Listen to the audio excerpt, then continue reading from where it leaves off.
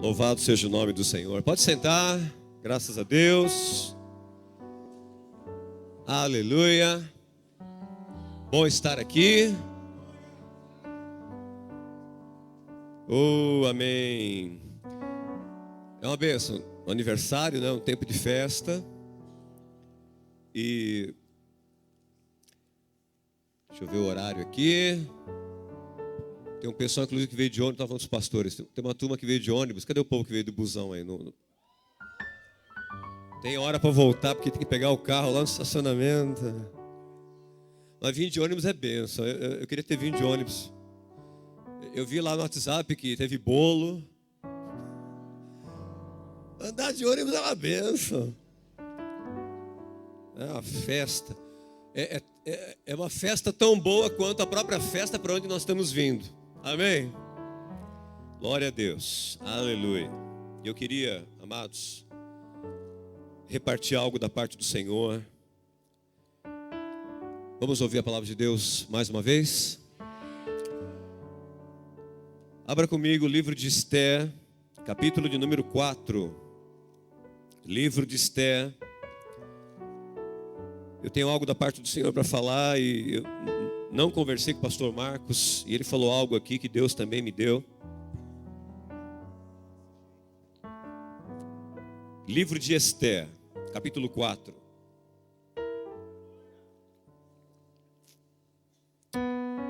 Nós vamos ler do verso 1 ao verso 16, está escrito: Quando soube Mordecai tudo quanto se havia passado, rasgou suas vestes e se cobriu de pano de saco e de cinza, e saindo pela cidade, clamou com grande e amargo clamor, e chegou até a porta do rei, porque ninguém, vestido de pano de saco, podia entrar pelas portas do rei.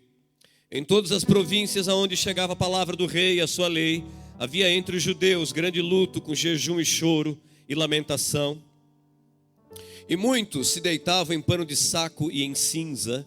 Então vieram as servas de Esther e os eunucos, e fizeram-na saber, com o que a rainha muito se doeu, e mandou roupas para vestir a Mordecai e tirar-lhe o pano de saco, porém ele não as aceitou. Então Esther chamou a Hataque, um dos eunucos do rei, que este lhe dera para servir, e lhe ordenou que fosse a Mordecai para saber que era aquilo e o seu motivo. Saiu, pois, Hataque à praça da cidade para encontrar-se com Mordecai à porta do rei. Mordecai lhe fez saber tudo quanto lhe tinha sucedido, como também a quantia certa da prata que Amã prometera pagar aos tesouros do rei pelo aniquilamento dos judeus. Também lhe deu o traslado do decreto escrito que se publicara em Susã para os destruir, para que o mostrasse a Esther e a fizesse saber, a fim de que fosse ter com o rei e lhe pedisse misericórdia, e na sua presença lhe suplicasse pelo povo dela. Tornou, pois, Hataque e fez saber a Esther as palavras de Mordecai.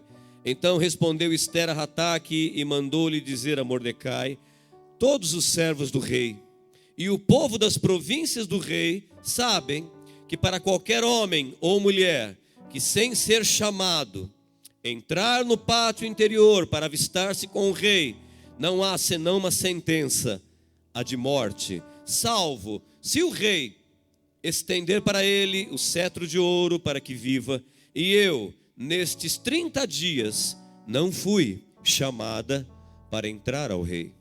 Fizeram saber a Mordecai as palavras de Esther. Então lhes disse Mordecai que respondessem a Esther: não imagines que por estares na casa do rei, só tu escaparás entre todos os judeus, porque se de todo te calares agora, de outra parte se levantará para os judeus socorro e livramento, mas tu e a casa de teu pai perecereis. E quem sabe se para conjuntura como está é que foste elevada a rainha? Então disse Esther que respondessem a Mordecai: vai, Ajunta a todos os judeus que se acharem em Suzã, e jejuai por mim. E não comais, nem bebais por 3 dias, nem de noite, nem de dia. Eu e as minhas servas também jejuaremos. Depois irei ter com o rei, ainda que é contra a lei, e se morrer, morrerei. Aleluia. Obrigado, Senhor, pela tua palavra. Continue falando conosco. Em o nome santo de Jesus. E todo o povo de Deus diga amém. Esses dias estava vendo algo a respeito do pastor Martin Luther King. Pastor Martin Luther King, um americano, pastor batista, ganhou o prêmio Nobel da Paz em 64. Ele lutou nos Estados Unidos contra a segregação racial, lutou pelos direitos de minorias, dos negros também. E nos Estados Unidos, o único feriado que é dedicado a uma pessoa é ao pastor Luther King. Os outros feriados, nenhum mais é dedicado a uma pessoa. Só existe um, que é ao nosso irmão Luther King. E ele deu uma resposta, amados.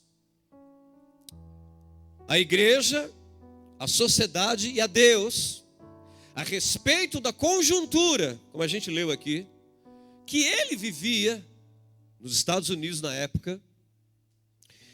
E ele foi assassinado no dia 4 de abril de 68. No dia 3 à noite, ele pregou o último sermão dele. Eu quero ler um pedaço do sermão. E ele diz aqui: eu não sei o que acontecerá agora. Temos dias difíceis pela frente, mas isso realmente não tem importância para mim. Porque eu estive no topo da montanha e eu não me importo. Como todos, eu gostaria de ter uma vida longa, mas eu não estou preocupado com isso agora. Tudo o que eu quero é fazer a vontade de Deus. E Ele me permitiu subir a montanha. E eu olhei ao redor e eu vi a terra prometida. Eu posso não chegar lá com vocês, mas eu quero que vocês saibam que nós, como povo, chegaremos à terra prometida. Eu estou feliz essa noite. Eu não me preocupo com nada. Eu não temo nada. Eu não temo homem algum, porque os meus olhos viram a glória da chegada do Senhor. Deus me levou ao alto da montanha e eu já avisto a terra prometida. Ele pregou no dia 3 de abril à noite esse sermão. No dia 4 ele foi assassinado na sacada do hotel onde ele estava. E é também dele uma frase onde ele diz o seguinte: quem não encontrou um bom motivo para morrer, não encontrou um bom motivo para viver. O Fernando Pessoa, um escritor português, ele fala a respeito dos navegantes portugueses. Ele tem uma frase semelhante, diz o seguinte: que os navegantes, na época das conquistas portuguesas, século XV, século XVI especialmente, os navegantes diziam o seguinte: navegar é preciso, viver não. E alguém tentando explicar isso tudo, dizia o seguinte, que essa história de se alguém não encontrou um bom motivo para morrer, você não tem um bom motivo para viver. E alguém disse assim, mais ou menos, que a sociedade, ela diz o seguinte, essa sociedade, essa conjuntura que a gente vive, ela diz que a vida que deu certo é aquela vida que a pessoa tem um emprego, quem sabe teve a oportunidade, o privilégio, que ainda é privilégio no Brasil, fazer uma faculdade, de ter uma família, as coisas redondas. Isso é alguém, ou melhor, uma vida que deu certo, mas trajetória que deu certo é diferente de alguém que deu certo. Porque você vai encontrar gente com carreira profissional em dia, com família, mas o preço disso, como a gente tem visto na conjuntura desse país, E aqui a gente já leu, havia um suborno ao próprio rei Assuero, como se ele precisasse de dinheiro. Mas quem ama o dinheiro, Provérbios 30, nunca vai se fartar dele. Ele foi subornado pelo primeiro-ministro, o tal do Amã, para que se aprovasse uma lei para exterminar os judeus. Tudo porque o Mordecai, tio de Esther, quando Amã passou, ele não fez a deferência ao primeiro-ministro. Já devia ter alguma coisa, né? Também lá entre os judeus e Amã, no coração de Amã. A sociedade diz isso, mas alguém dar certo, eu vou resumir uma coisa só. Alguém que dá certo na vida não é necessariamente e normalmente dizer que a vida toda está redondinha. Não, não é assim. A gente tem problema na família, tem problema dentro de casa, tem problema profissional. Mas alguém que dá certo, primeiro, não se mede, não vê o seu valor a partir dessas coisas. Alguém que dá certo descobre algo maior do que isso. E por causa daquilo que descobriu, está disposto a abrir mão desse conforto, dessas benesses, por aquilo que ele encontrou, que ela encontrou de maior na sua vida. Você lembra de Paulo, Atos 20, 24, onde, Atos 20, 24, ele diz: em nada tenho a minha vida por preciosa, senão, com alegria, eu cumpra o ministério, o chamado do Senhor na minha vida. Quem trabalha com eletricidade aqui, com elétrica, em qualquer sentido, mexe com elétrica, tem alguém? Essa é a tua profissão. O que você faz com isso é a tua vocação. Quem é pai e mãe aqui? Isso é vocação de Deus. Isso não tem preço. Isso não tem salário, não tem horário. Essas coisas são coisas maiores. Quando você está nelas, você está dando certo. Você não está dando certo se você está empregado, a tua vida está redonda. Você dá certo, por exemplo, quando você como pessoa, como homem, mulher de Deus, como um rapaz, uma garota, você não se avalia a partir disso. Eu tenho emprego, eu tenho valor. Está tudo bem na vida afetiva, eu tenho valor. Não! É quando a gente descobre algo maior do que tudo isso. Essas coisas são necessárias, mas são coadjuvantes de algo maior na nossa vida. E por que a gente está aqui hoje? Esse prédio aqui, como os prédios das igrejas, não tem receita do governo, não tem ajuda de ninguém. É o povo de Deus que se levanta e doa tempo, doa dinheiro. Há um chamado a algo maior. Tem emprego, tem família, tem preocupação para cá e para lá. Mas há algo maior que nos move. Nós descobrimos isso um dia em Jesus Cristo, como nós cantamos, o centro de tudo. Quem já descobriu Jesus aí, dá uma glória a Deus. Muda a vida, né? Muda. Muda o final de semana. Muda um domingo. Muda um sábado, um feriado. É bom passear. Esses dias fomos lá com o pessoal de Bertioga, lá no Campos do Jordão. Meu Deus. Um encontro de casais lá. Só misericórdia, que benção. Mas o dia de descanso, querido, não é o dia de descanso, irmã, que vai definir a tua vida. O que define a vida de uma pessoa é outra coisa. É por isso que a gente paga ônibus, paga prédio, vai para cá e para lá, põe dinheiro de gasolina, vai e volta. Domingo estamos lá, amanhã tem culto também lá em Carvalho, tem culto no Carrão, tem culto aí nas igrejas, culto à noite. Semana passada fizemos batismo lá também, pela misericórdia do Senhor, vidas foram apresentadas. Tem uma pessoa, quem foi batizado aqui de Carvalho? Ó, tem um povo aí, aleluia. Teve batismo hoje aqui. E amados, Estava lá Esther, e eu quero, Deus me ajude aqui. Estava lá Esther, como rainha, como parte de um harém, e ela havia esquecido do algo maior que deveria mover a vida dela. E eu quero falar sobre isso. Eu estava vendo um vídeo. Os muçulmanos, eles treinam seus filhos para morrer pelo Islã. Nós estamos treinando os nossos filhos para quê? Para torcer pelo mesmo time que o nosso? Nós estamos treinando os nossos filhos apenas para a faculdade. Estamos treinando e dando graças a Deus se o filho for mais ou menos bem, não se envolver com bagunça. Para que estamos treinando? E Esther é interessante, é surpreendente. Esther, ela não sabia o que estava acontecendo. Parece políticos que nós conhecemos nesse país, nunca sabe de nada. Ela na corte, o tio dela lá, um cidadão comum, já tinha o decreto na mão. Os judeus no império todo já lamentando e jejuando e chorando. E ela não sabia de nada. Falou, por que, tio, o senhor está aí de roupa de pano de saco? Troca de roupa. Ele falou, não.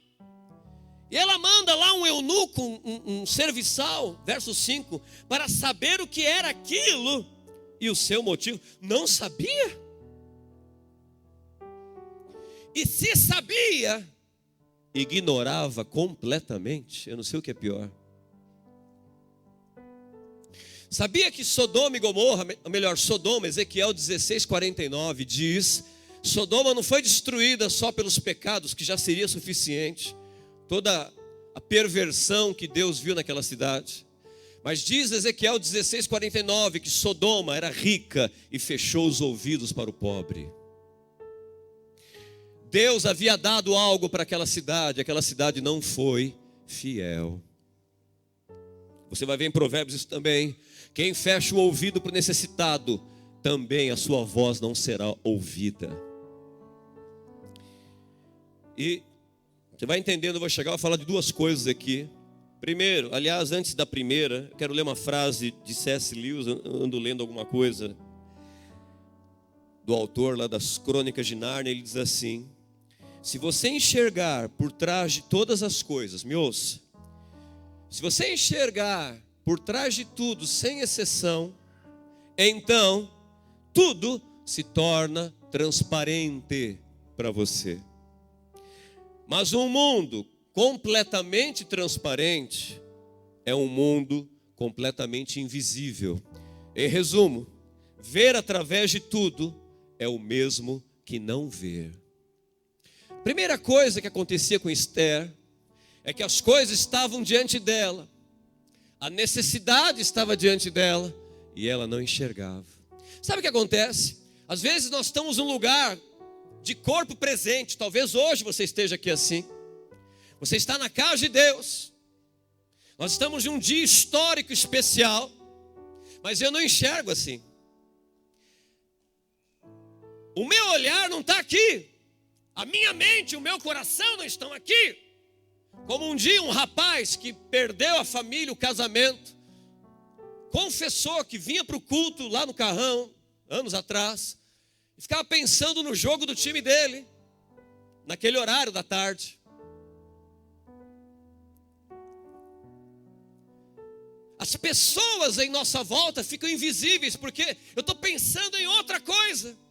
Eu não enxergo a necessidade, eu não vejo gente na minha frente. Tudo se torna invisível, porque simplesmente eu não consigo olhar para o que acontece debaixo do meu nariz. Eu me lembro de José na prisão, e é por isso também que não é o diabo, muitas vezes, nem é Deus, mas é você que fecha a porta da tua vida. Porque as coisas diante de você são invisíveis, você não vê. Pessoas são invisíveis. E José na prisão.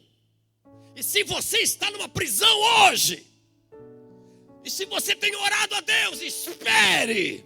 Porque esse Deus não é homem para mentir. Não é filho de homem para se arrepender da palavra que Ele lhe deu.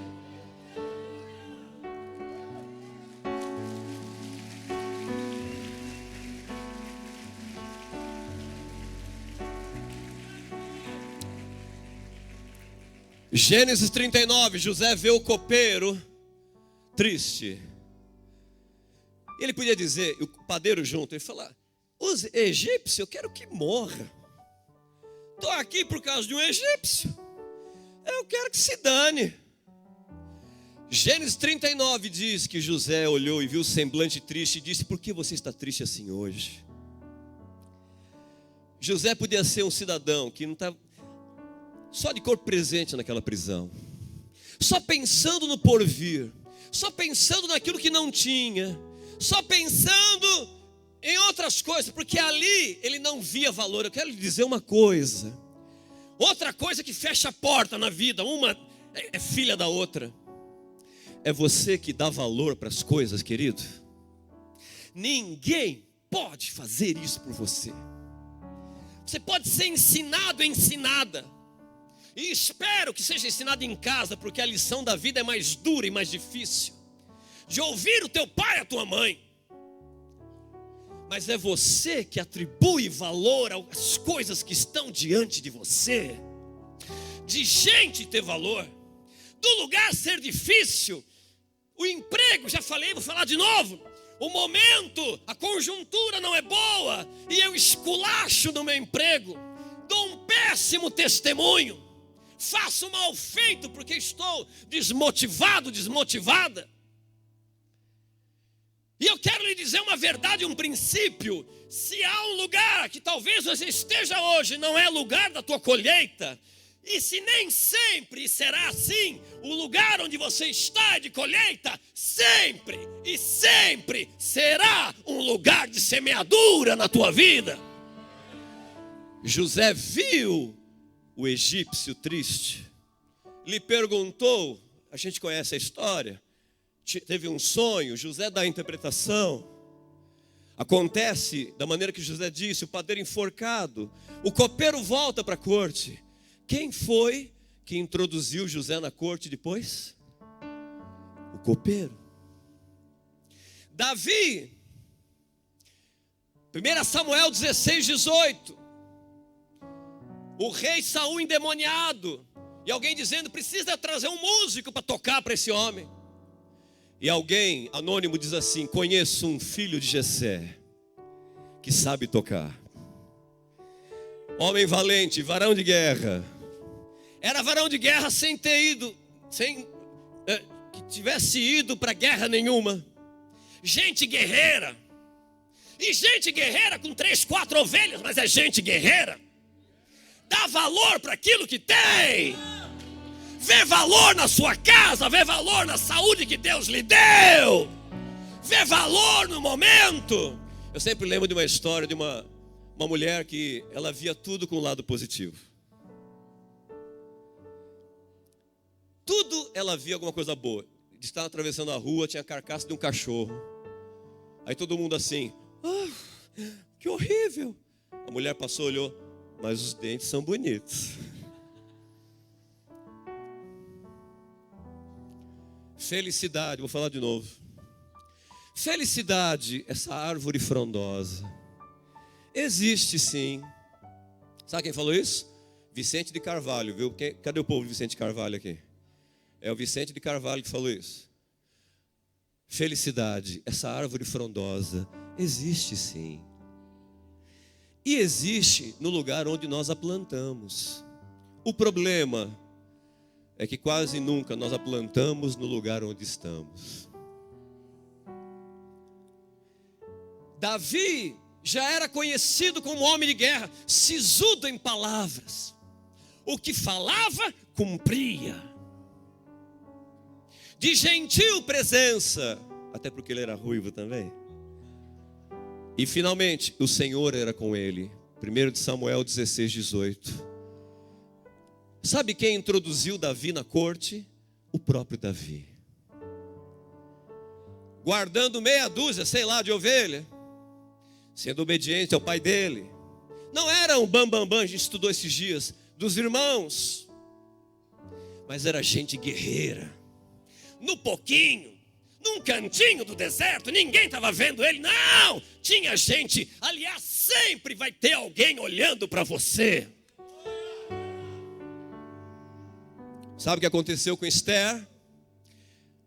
Esther, as pessoas, o povo dela, a necessidade, o que estava acontecendo, era invisível para ela. E sabe a segunda consequência? Não só as coisas ficam invisíveis, você se torna invisível. Ninguém vê. Diga assim comigo: não só as coisas se tornam invisíveis, eu me torno invisível. E se torna invisível também, Esther, quando você lê o livro, estude. Todo mundo ali tinha o que alguém chamou de missão oculta. O Assuero era o rei, 120 províncias, o Império Persa. Ficou 20 anos no poder. Aliás, foi ele que atacou a Grécia. A famosa batalha da planície de Maratona. A Grécia vence. O Feidípede, só que não é bonito aí com teu filho. O Feidípede sai correndo 42 quilômetros, 195 metros. Para dar notícia em Atenas, ele fala: vencemos, ele caiu morto. O Assuero tinha uma missão oculta, era se gabar. A soberba tomava conta daquele homem. Amã, primeiro-ministro, tinha uma missão oculta: matar judeu.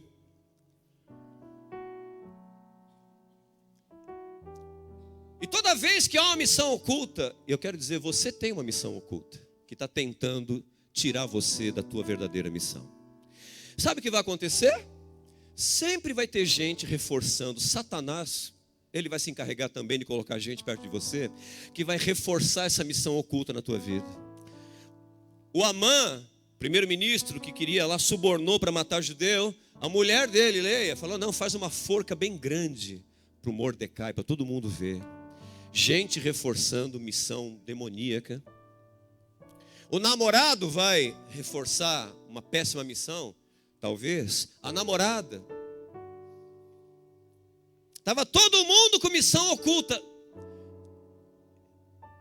Os ministros de Assuero reforçando, quando a Vasti, a rainha principal, não quis ir para o baile, e a lei persa não permitia que mulheres participassem dessa festa. E o rei querendo mostrar a beleza dela, ela não foi. E os ministros, não, tem que substituir mesmo. Sempre vai ter alguém querendo reforçar isso em você.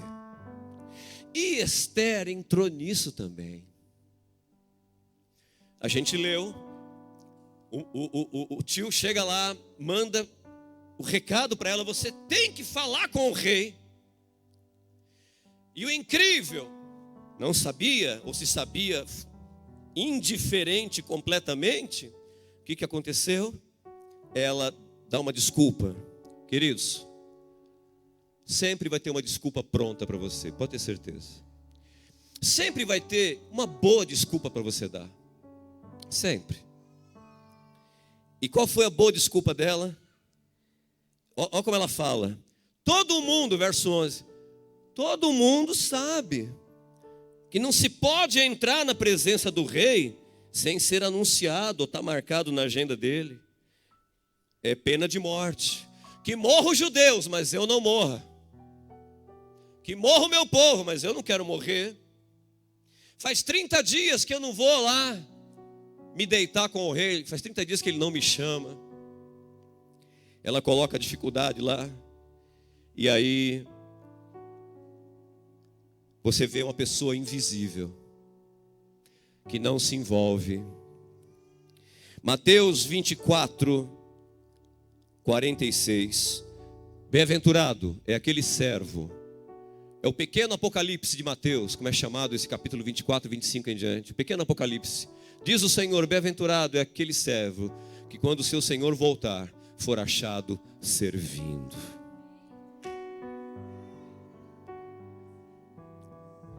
Apocalipse 22, 12. Eis que venho, e comigo trarei o meu galardão, para dar a cada um segundo as suas obras. Hoje é lua de sangue, né? É a superlua das 11 em diante, aí vai estar vermelha entre 11 e meia-noite, o Brasil inteiro. Se não tiver nublado, vai dar para ver. Há quem interprete como um sinal. Tem muita coisa sendo dita já faz tempo sobre os sinais, e um deles, a lua, vai ser hoje, daqui a pouco. Eu estava lendo minha esposa estava contando que botaram lá na internet. Só rico se preocupa com o fim do mundo, porque pobre se preocupa com o fim do mês. É verdade, né? Jesus Cristo. E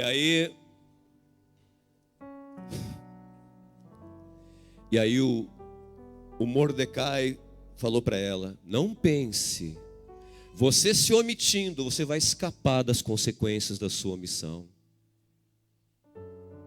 Deus leva a sério essas coisas, querido. A tua casa vai perecer. Deus vai mandar livramento através de outro. Eu quero encerrar, não dá tempo. Eu só vou falar o seguinte: que nesse jogo de tudo é invisível, e por causa disso eu me torno invisível também. Eu não apareço para bater o ponto lá.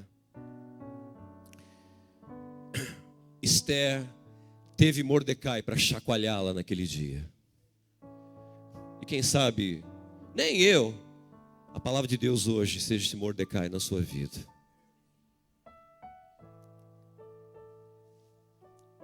Esther aceita aquilo. E ela descobre um motivo para morrer. Descobre um bom motivo para viver também. E ela aceita, pede para entrar em jejum. E ela diz: se eu morrer, eu morrerei. E aqui, para terminar, amados, nós não temos ideia do poder, da autoridade, do que está em nossas mãos, do que nos cobre, nos reveste, nós que fomos chamados pelo Senhor. Mordecai diz para ela: quem sabe esse lugar que você está aí, você não está justamente por causa desse momento. Esse teu emprego aí, essa tua família aí, esse momento, saiba, faz parte de algo maior. Você faz parte de um plano maior. Fala para quem está do teu lado aí: você faz parte de um plano maior. Faz parte. Nós não temos ideia. Eu quero deixar uma palavra para você, para a gente orar. A gente não faz ideia do poder de Deus que se manifesta na vida de quem crê. De quem para de se intimidar como Luther King. Eu não tenho medo de homem nenhum.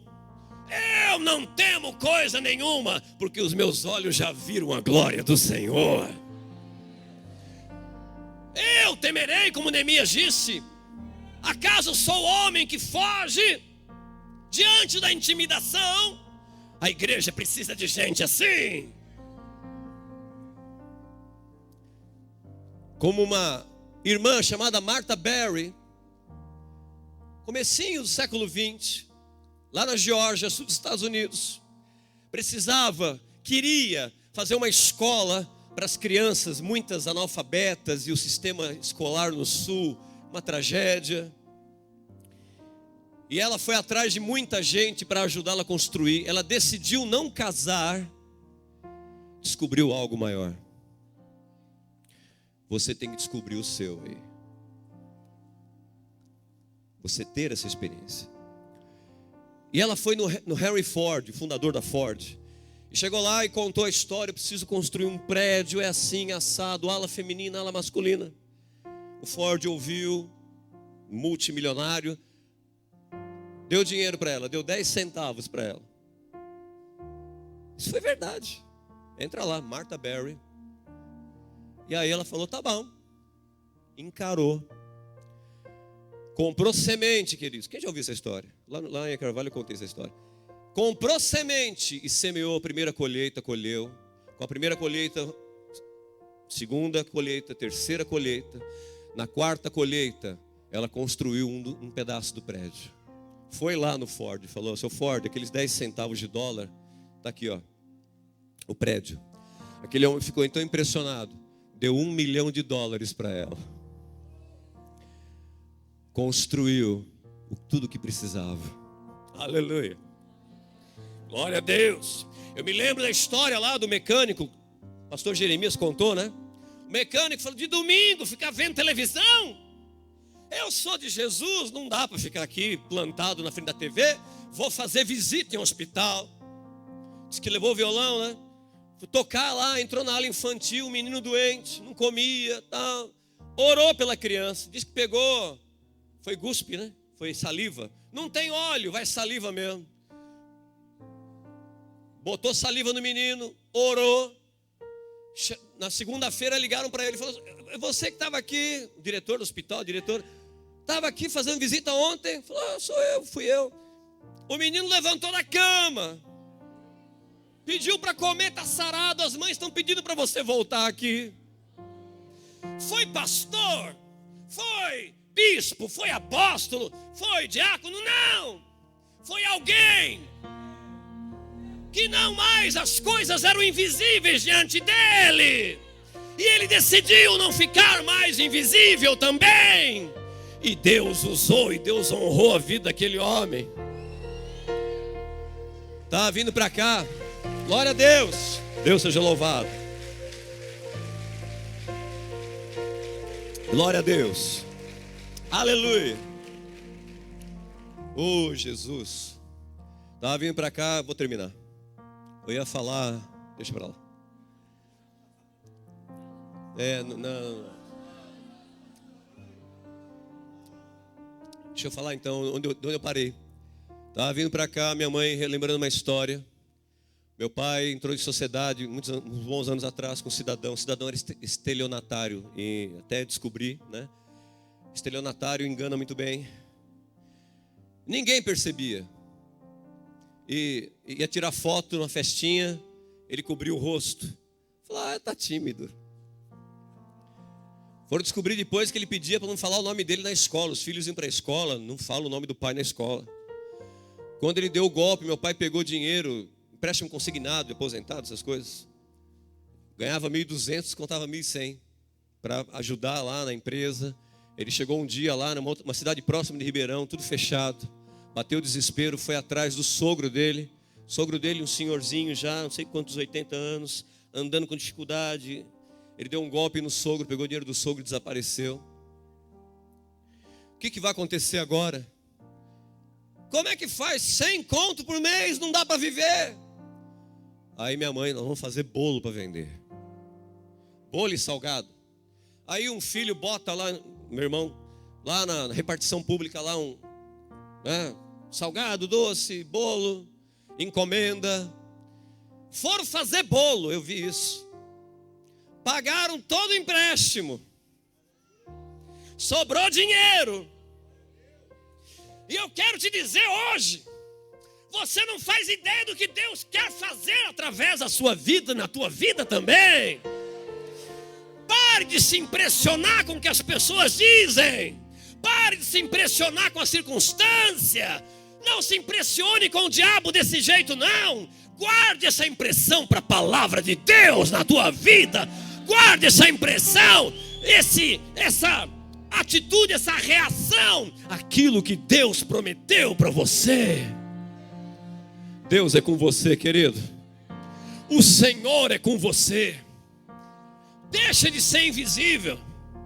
Para com essa história. Parece que tudo é invisível, não enxerga nada, não vê as coisas diante de si. Se levante hoje. Você pode olhar para a sua vida e dizer: não tenho dinheiro, me roubaram, estelionatário, isso, o problema, tem um problema na família. Se eu comparecer, eu posso morrer. Olha, eu quero te dizer, não vale a pena viver desse jeito. Não vale a pena viver como um homem ou uma mulher invisível. Como diz a Escritura, Daniel 12, os sábios resplandecerão.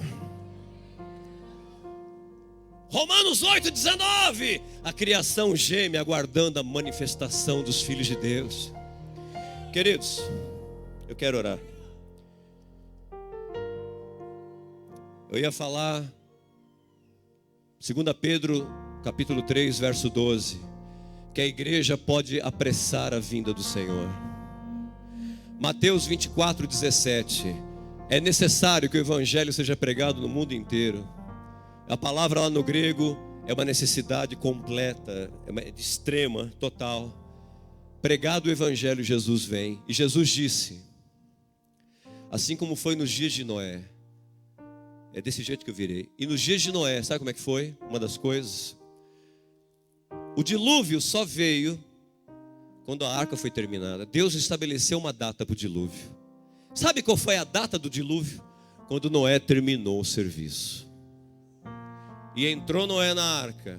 Depois de alguns dias, a chuva e as fontes da terra se romperam.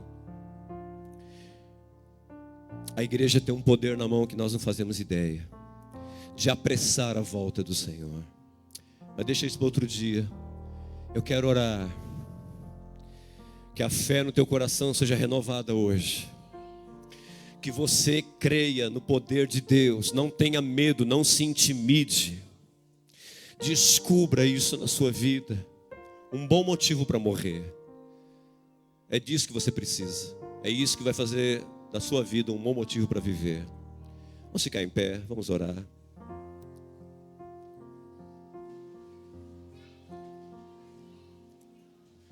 Em nome de Jesus. Eu quero orar aqui. Eu queria chamar os jovens.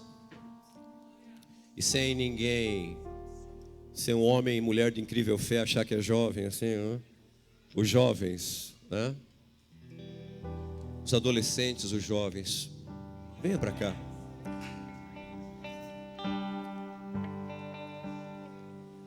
O tio era o tio mesmo, né? O tiozão lá, o Mordecai, dizendo para sua sobrinha: é com você, é você, e você não vai ter medo, e você não vai mais ser invisível, e você vai parar com esse negócio de não enxergar as coisas. Vai parar essa missão oculta na sua vida. Em nome de Jesus. Quem tem reforçado essa missão oculta e roubado a verdadeira missão da tua vida? Aleluia. Nós estamos no aniversário falando de futuro, subindo a montanha. Nós estamos subindo a montanha aqui e vendo aqui anos pela frente. Que se levantem profetas aqui nesse meio. Pastores, missionários, guerreiros de Deus. Que você não se renda. Não se renda à timidez, à covardia. Que você não se renda ao Fausto da corte, aos manjares do rei. Oh meu Deus, que você não tema homem, não tema coisa nenhuma. Que você não se preocupe com coisa alguma, senão o chamado, o propósito de Deus na tua vida. Eu queria pedir para os pastores que estiveram aqui, o presbitério todo que estiver das igrejas, vamos passear no meio dos jovens e impor as mãos. E a igreja se sinta orada.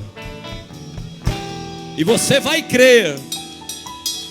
As tuas finanças, o teu sustento, os teus assuntos já estão nas mãos do Senhor. Se levante em ousadia hoje. Deus vai honrar isso. Vamos orar.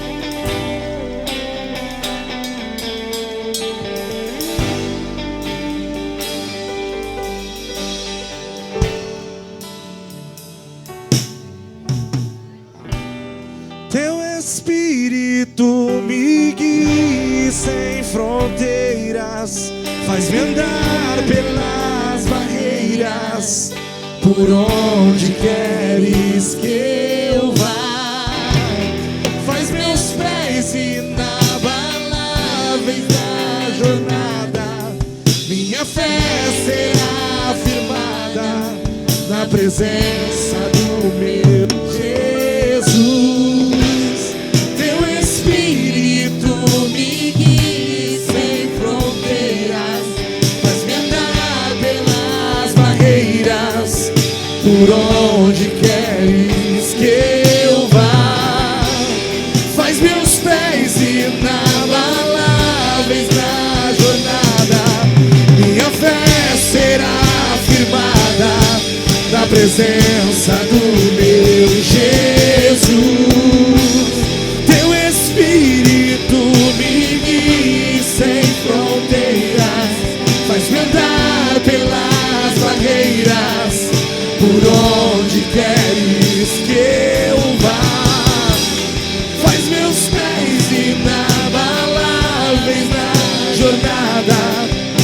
fé será firmada na presença do meu Jesus.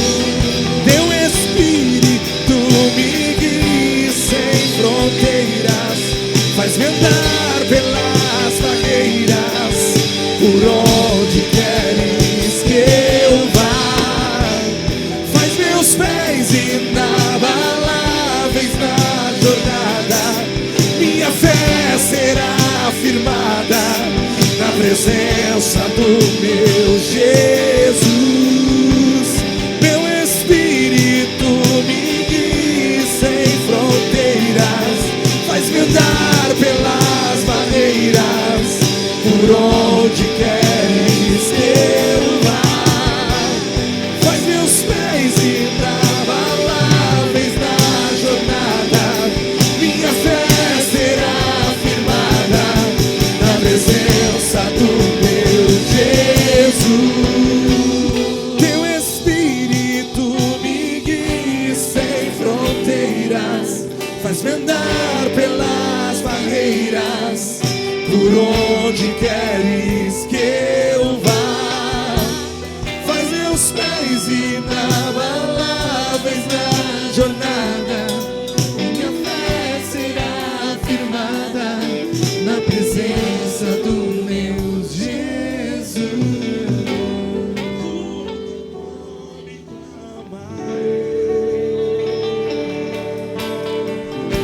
E forte permanecerei, se o maço nos braços teus descansa.